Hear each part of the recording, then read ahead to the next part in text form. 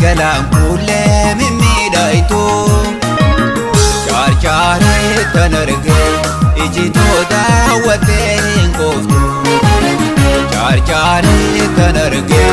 alango dawaten koftu guru begame sanama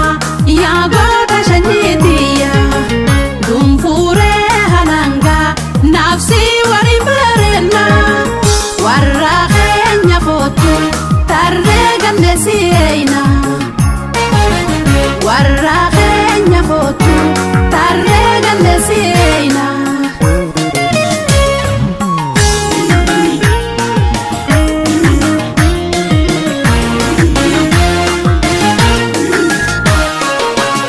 ala jalatan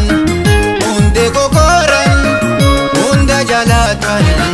jala gororan yadan namite natlalene imalengartu tiya onene imalengartu tiya onene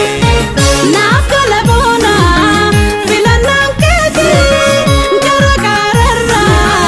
bahena fati na bonsenaja na chunganketi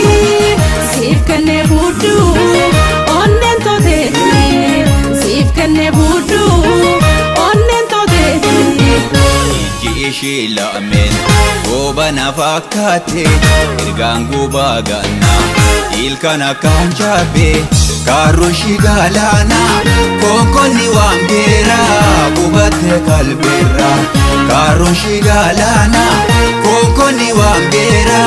gubate kalbera abomburebi te damiga babaji wagoye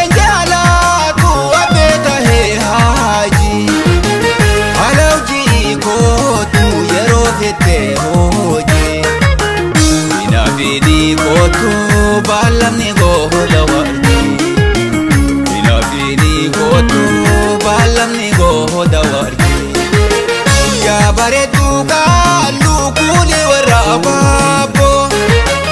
asheda roji ajeba dayo mama galewa ye kashtiga mobaye adula galana alkasha marran galana algasha maran kashtiye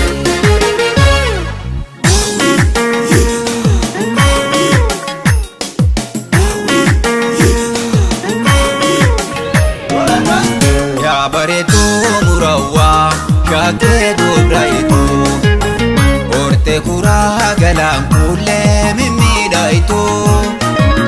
char chare tanarge ijito dawaten koftu char chare tanarge alango dawaten koftu guru begame sanama ya goda shanitiya dum fure halanga nafsi wari barena warra khenya fotu tarregan desina warra khenya fotu tarregan desina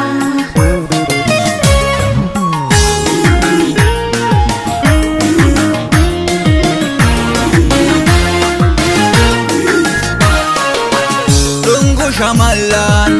she burtukana ya tanurgan she akarana hojitun tala gururi ganna jalalti tante nafute fana jalalti tante nafute fana narga duega naf boji ante dugan keisike anaf debote guya